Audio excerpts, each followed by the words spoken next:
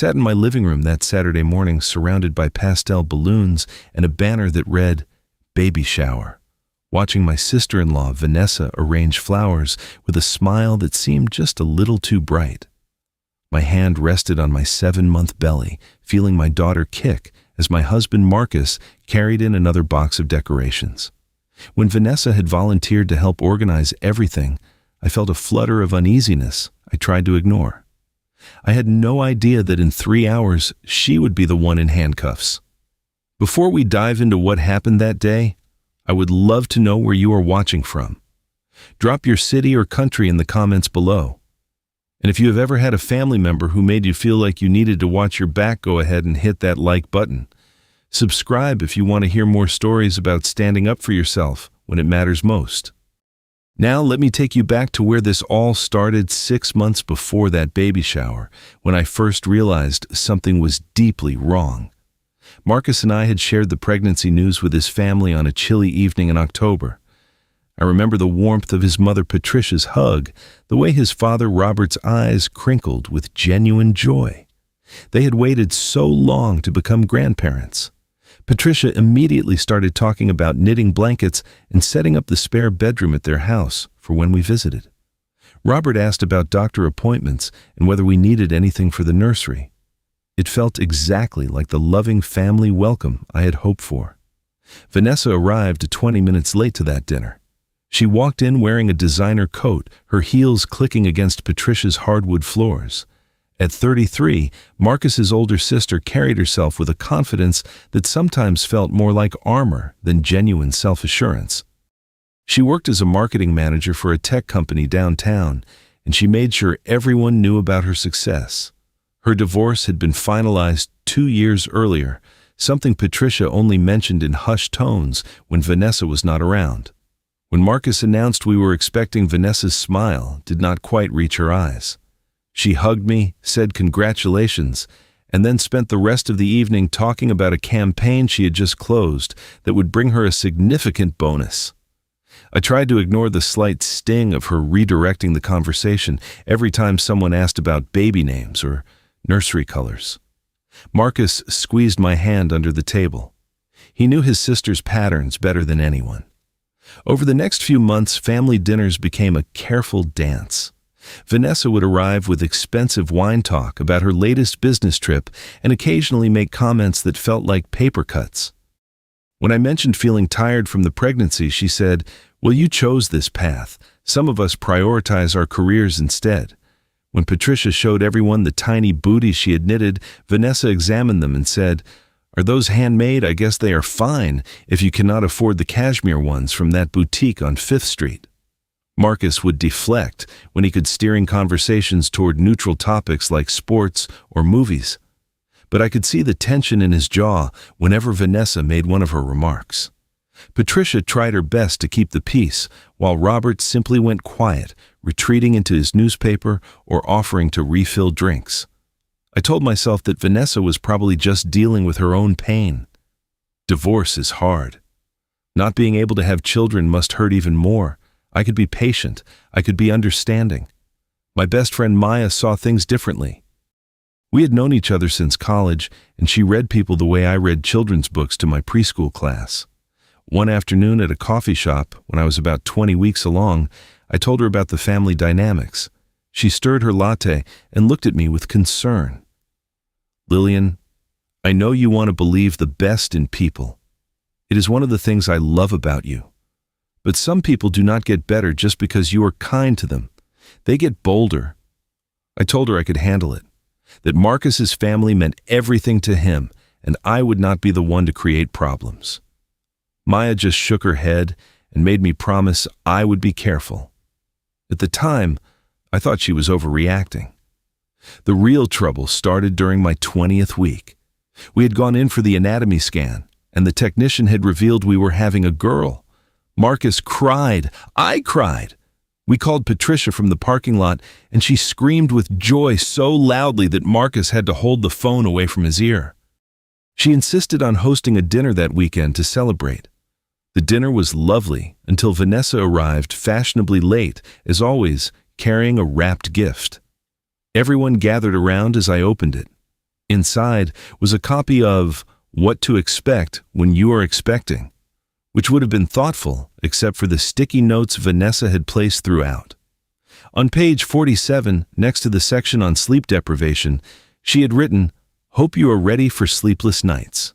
On page 92, which discussed postpartum body changes, her note said, "Say goodbye to your figure." I tried to laugh it off. Patricia's face went pale. Marcus stood up ready to say something, but I put my hand on his arm. I thanked Vanessa for the book, said I was sure it would be helpful, and quickly changed the subject to asking Robert about his garden. The rest of the evening felt strained. On the drive home, Marcus apologized repeatedly.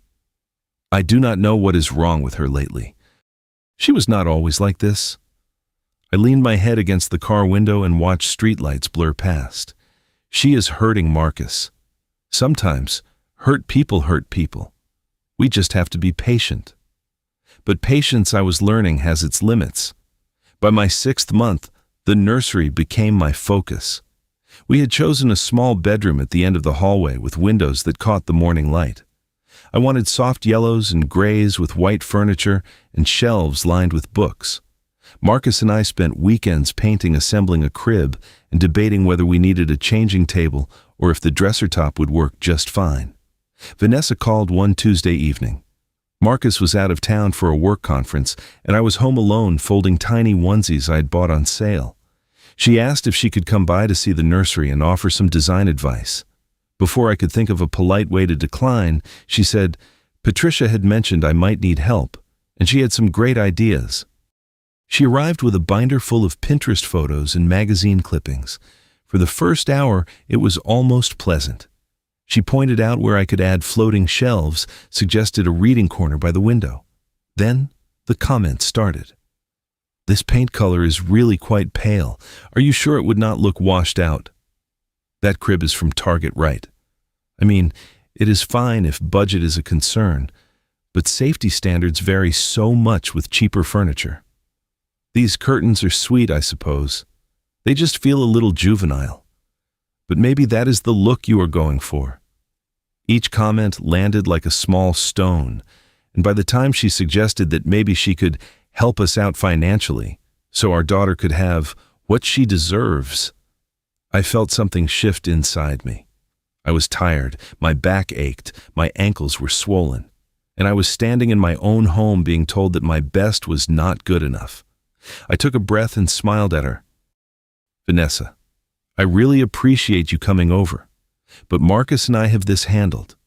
We have been saving and planning, and we are happy with our choices.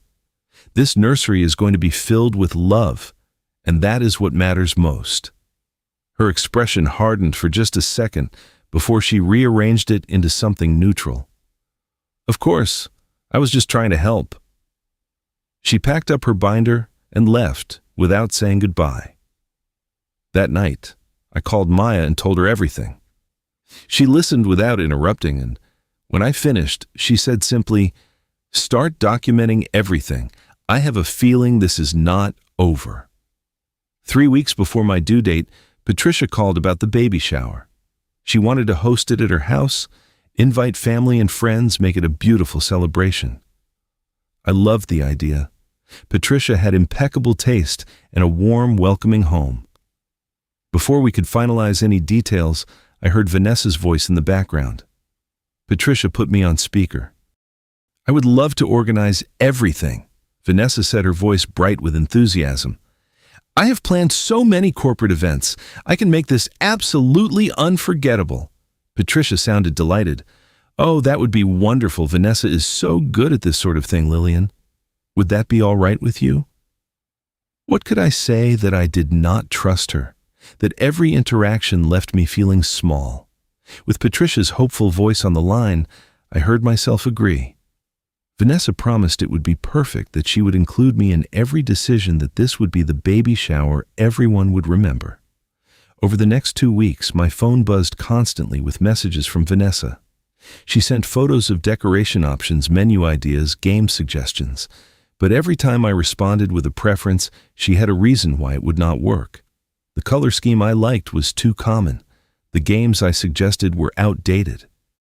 The menu I proposed was not sophisticated enough for the guests she had in mind. I tried talking to Marcus about it.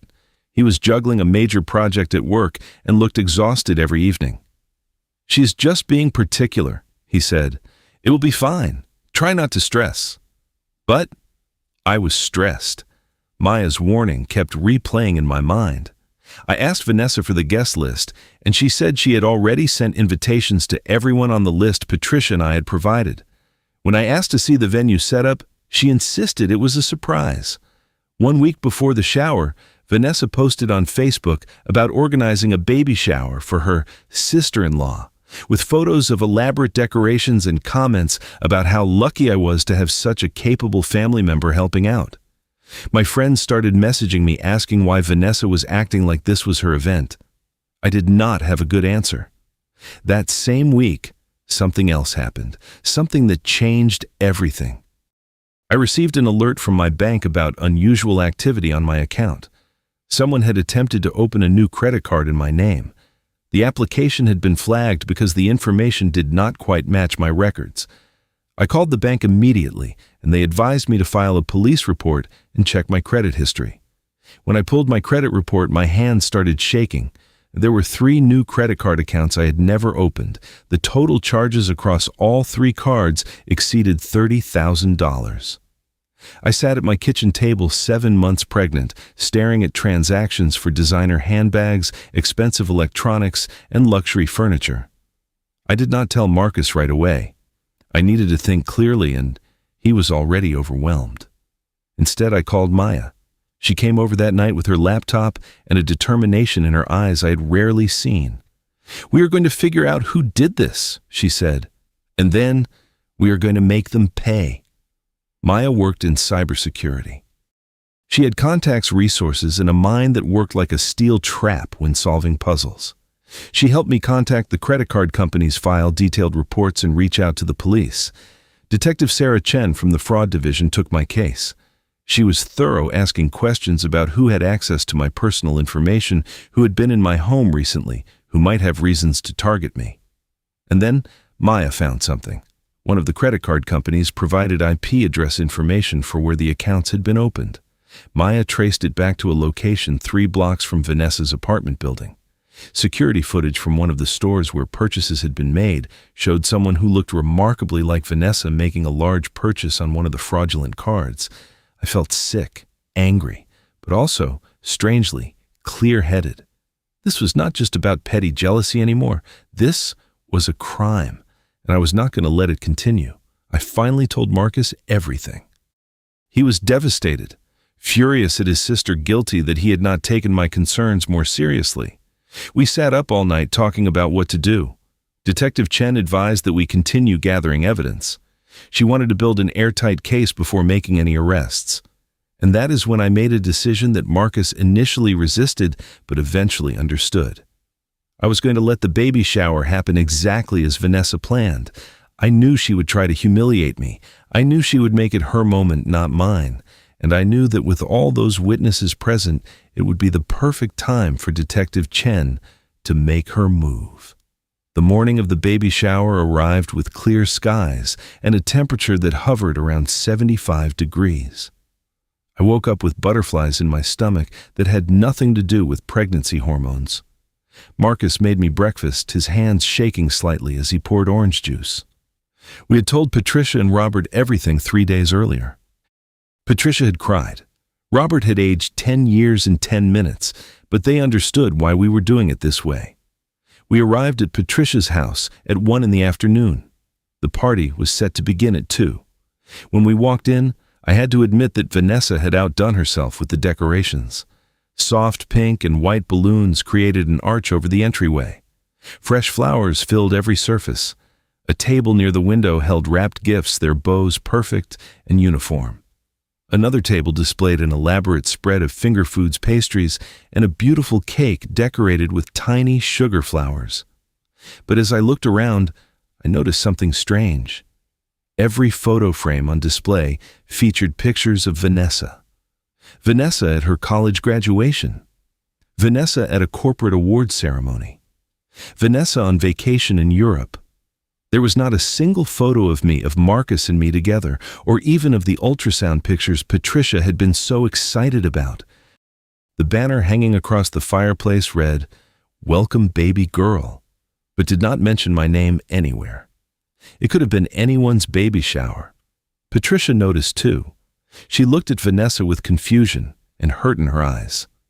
"Vanessa, honey, where are the photos of Lillian and Marcus?" Vanessa smiled brightly. "Oh, I thought we would do a reveal of the baby name during the party.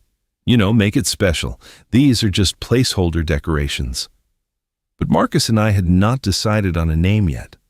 We had told everyone we were still choosing. The excuse made no sense, and Patricia's expression showed she knew it. Guests started arriving at 2. My co-workers from the preschool came in a group bearing gifts wrapped in cheerful paper covered in teddy bears and rattling toys. My cousin Jennifer drove in from 2 hours away. Friends from college neighbors, Marcus's colleagues. Maya arrived with a look in her eyes that told me she was ready for whatever happened next. She hugged me tight and whispered, "I am right here." Vanessa positioned herself at the door, greeting everyone like she was the hostess. She wore a dress that probably cost more than my monthly salary, and her makeup was flawless. She laughed, loudly directed people to the refreshment table, and soaked up compliments about the beautiful setup. Patricia tried to stand next to me to make sure I felt included, but Vanessa kept pulling focus. The games started at 2:30. Vanessa led everything. Guess the baby food flavor. How big is Lillian's belly with a measuring tape? Baby word scrambles. With each activity, she positioned herself at the center, making jokes, handing out prizes, barely acknowledging that this was supposed to be my celebration. I sat in the chair of honor, my hands folded over my belly, watching her perform. Marcus stood behind me, his hand on my shoulder. I could feel the tension radiating from him. "Are you sure about this?" he whispered. I nodded. Detective Chen had confirmed that morning that everything was in place. All I had to do was wait. At 3:15, Vanessa announced it was time to open presents. She had arranged them in a specific order, insisting that we save her gift for last. I opened baby clothes, blankets, books, a diaper bag, a baby monitor. With each gift, Vanessa stood beside me, offering commentary. "Oh, that brand shrinks in the wash. Good luck with that. Those bottles are fine, but the ones I researched are better for preventing gas. Cute blanket. A little thin for winter, though." I thanked each person, graciously ignored Vanessa's remarks, and kept my eyes on the clock. 3:25, 3:30. Almost time. Finally, I reached Vanessa's gift. It was the largest box wrapped in expensive paper with an elaborate bow. I opened it slowly. Inside was a top-of-the-line stroller, the kind that cost over $1,000. The room filled with impressed murmurs. Vanessa's smile was triumphant. "I know you two cannot afford the best," she said loudly enough for everyone to hear, "so I wanted to make sure my niece has what she deserves." The room went silent. Maya's jaw clenched. Patricia looked mortified. Marcus's face turned red, and I felt his hand tighten on my shoulder. But I kept my expression calm. This was exactly what I had expected. Vanessa needed everyone to see her as the generous, successful sister-in-law, helping out her poor, struggling relatives. I smiled at her. "Thank you, Vanessa. That is very generous." She basked in the attention for a moment, then reached for her wine glass. She took a sip and cleared her throat. The room's attention shifted to her. This was her moment. I could see it in the way she straightened her shoulders, the way her eyes gleamed. She tapped her glass with a fork. The tinkling sound cut through the conversation. Everyone turned to look at her. "Everyone, I have a special announcement to make." My heart started pounding. Marcus moved to stand beside my chair. This was it.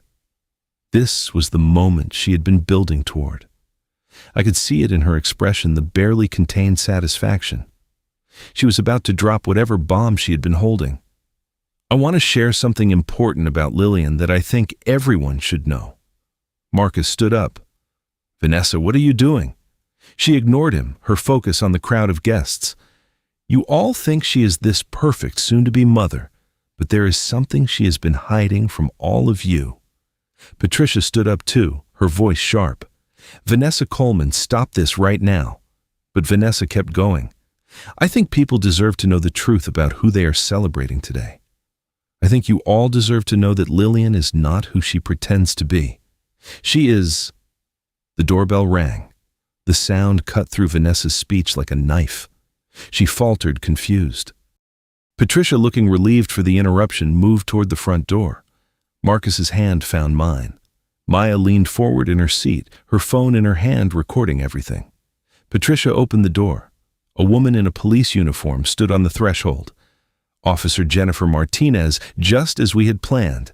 She was tall, professional, her expression neutral. "Good afternoon. I am looking for Vanessa Coleman." The room went completely silent. Every eye turned from the officer to Vanessa. The color drained from Vanessa's face. Her wine glass wobbled in her hand. "Yes, that is me. What is this about?" Officer Martinez stepped into the room, her partner, Officer David Kim, following behind her. "Ma'am, you are under arrest for identity theft and credit card fraud." Vanessa's mouth opened and closed. "What? No. There must be some mistake. I do not know what you are talking about." I stood up slowly, my hand on my belly. Every person in that room was watching. This was the moment I had been waiting for.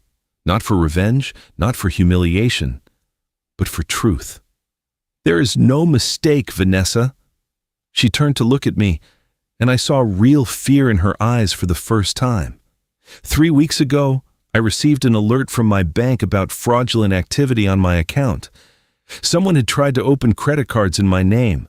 When I investigated, I found 3 cards I never applied for with charges totaling over $30,000. The room erupted in shocked murmurs. Patricia grabbed Robert's arm. Marcus stood beside me, solid and supportive. I continued, my voice steady. "I reported it to the police and to the credit card companies. Detective Sarah Chen helped me trace the IP addresses where the accounts were opened. They led back to your neighborhood, Vanessa. Security cameras at the stores where purchases were made showed you using those cards. You bought designer bags, expensive electronics furniture, including that stroller you just gave me." Vanessa shook her head frantically. "That is insane. You are making this up. Why would I do that?" "Because you had access to my information. All those times you came to our house to help with the nursery, to offer advice, to be the concerned sister-in-law. You were gathering my personal details, social security number from documents I had left out, birth date, address, everything you needed." Maya stood up, holding her phone. "I have the security footage right here if anyone wants to see it." Clear as day. Officer Martinez stepped forward. "Ms. Coleman, I need you to come with us. You have the right to remain silent. Anything you say can and will be used against you in a court of law." Vanessa looked around the room, desperately seeking sympathy, finding none.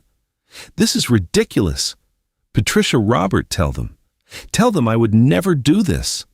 But Patricia was crying, Robert's arm around her shoulders. They looked devastated, but not surprised. They knew. We had shown them the evidence 3 days ago.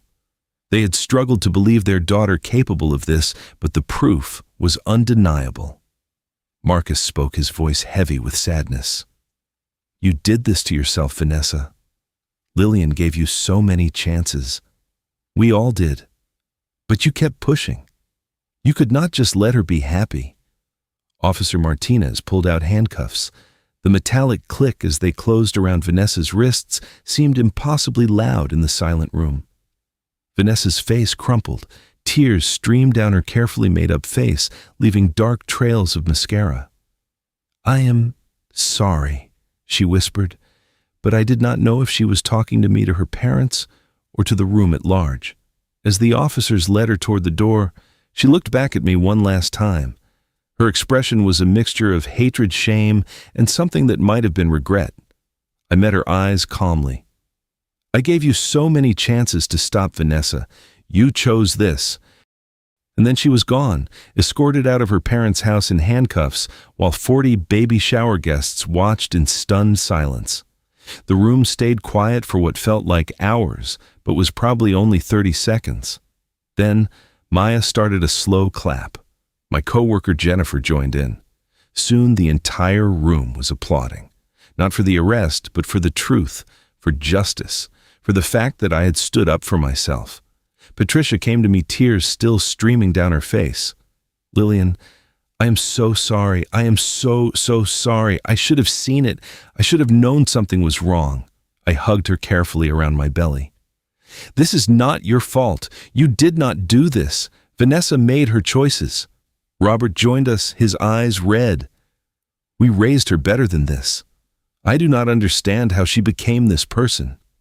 Marcus wrapped his arms around all of us. Hurt people hurt people. She was drowning, and instead of asking for help, she tried to pull everyone else under with her. The baby shower continued, though the mood had shifted. People were supportive, kind, but also buzzing with the drama they had just witnessed. My cousin Jennifer brought me a plate of food, making sure I ate something. Maya stayed glued to my side, fierce and protective. My coworkers gathered around, sharing their own stories of family members who had betrayed their trust, creating an unexpected circle of understanding and support. As evening fell and guests began to leave, each person hugged me extra tight. They told me I was brave. They told me I had done the right thing. They told me my daughter was lucky to have a mother who knew how to protect her family. After everyone left, it was just the four of us. Patricia, Robert, Marcus, and me, sitting in the living room surrounded by baby gifts and leftover cake. Patricia made tea. Robert sat quietly processing. Marcus held my hand. "What happens now?" Patricia asked. "She will have a court date," I said. Detective Chen said the evidence is solid. She will likely face jail time. The credit card companies will pursue charges too. And I will have to repair my credit, but at least I caught it before it got worse. Robert shook his head. "I keep thinking about where we went wrong." "You did not go wrong," Marcus said firmly. "You were good parents. Sometimes people make bad choices despite having good parents. This is on her, not on you." Patricia reached across the coffee table and took my hand. "When the baby comes, we will be here. We will be the best grandparents we can be. And someday, when Vanessa has served her time and done the work to become better, maybe we can rebuild. But until then, our loyalty is to you and our granddaughter." I squeezed her hand. "Thank you." 3 weeks later, I went into labor. Emma Rose was born at 6:32 in the morning, weighing 7 pounds and 4 ounces. She had Marcus's nose and my eyes. Patricia and Robert were the first visitors at the hospital, bringing flowers and tears and promises to spoil her rotten. Vanessa was formally charged with identity theft, credit card fraud, and forgery. The court date was set for 2 months after Emma's birth. Marcus and I attended, sitting in the back of the courtroom while Vanessa pleaded guilty. She was sentenced to 18 months in prison, followed by probation and restitution payments. Patricia and Robert visited her once in jail. She cried, apologized, said she had let jealousy and pain turn her into someone she did not recognize. Patricia told me about the visit later, while holding Emma and crying into my daughter's soft hair. She said, "Watching you be happy made her realize how unhappy she was. Instead of fixing herself, she tried to break you." "But she did not break me," I said quietly. "No," Patricia agreed. "She did not." 4 months after Emma was born, a letter arrived. Prison stationery, careful handwriting. Vanessa had written to me. I held the envelope for a long time before opening it. Marcus sat beside me, ready to support whatever I decided to do. The letter was 3 pages long. It detailed her spiral after her divorce, the depression she had not treated, the jealousy that had grown like poison ivy, choking everything good inside her. She wrote about watching me build the life she thought she was supposed to have, and how that had twisted something inside her. She apologized, not in a way that excused her actions, but in a way that suggested she was finally looking at herself honestly. She did not ask for forgiveness. She said she understood if I never wanted to speak to her again. She just wanted me to know that she was getting help seeing a therapist through the prison system and trying to become someone worthy of eventually meeting her niece. I did not write back, not because I was holding on to anger, but because I needed to protect my peace and my family. Maybe someday, years from now, when she had truly done the work to change, we could have a conversation. But that day was not today. Instead, I focused on Emma, on watching her discover her toes, on her first smile, on Marcus singing her lullabies at 2 a.m, on building a life filled with people who knew how to love without conditions, without jealousy, without trying to diminish others to elevate themselves.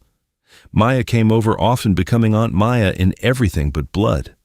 She and Emma had a special bond, and I knew that as my daughter grew, she would learn from Maya's strength, her loyalty, her unwillingness to accept anything less than respect. I returned to teaching when Emma was 6 months old. My preschoolers were excited to hear about the baby, and I found myself sharing age-appropriate versions of standing up for yourself, of knowing your worth, of understanding that being kind does not mean letting people hurt you.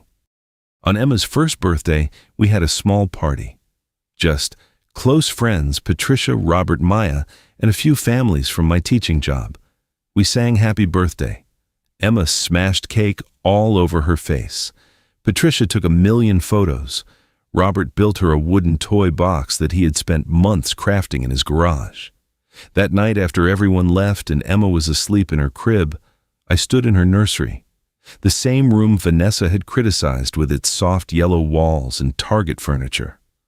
Marcus came up behind me, wrapping his arms around my waist. "You did good," he said.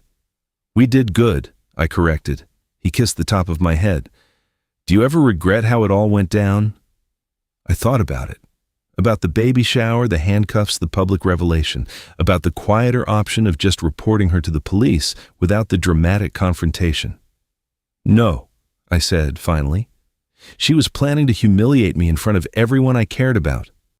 She spent weeks setting up that moment where she could make me look small. If I had let her be arrested quietly, she would have told everyone I was vindictive, that I had made it all up, that I was trying to ruin her life out of jealousy. Having it happen the way it did, with witnesses, with her caught in the act of trying to tear me down, it made the truth undeniable. "You were so brave," Marcus said. "I was so tired," I replied. Tired of being made to feel like I was not enough, tired of walking on eggshells, tired of letting someone else's pain become my problem to manage. I just wanted to protect our family. He turned me around to face him. "And you did. You protected us. You protected Emma before she was even born." I looked at my daughter's sleeping face through the crib slats. She was peaceful, innocent, completely unaware of the drama that had surrounded her arrival into this world. And I made a silent promise to her, the same one I made the day she was born. I would teach her to be kind, but I would also teach her to be strong, to have boundaries, to know that loving yourself enough to defend yourself is not selfish. It is necessary. That day at my baby shower, I learned that sometimes the kindest thing you can do for yourself is to stand up and fight back, not with anger, but with truth. And in the end, truth always wins. Now I want to hear from you. Have you ever had to stand up to a family member who crossed the line? How did you handle it? Drop your story in the comments below. If this resonated with you, please hit that like button and share this with someone who needs to hear that it is okay to protect yourself.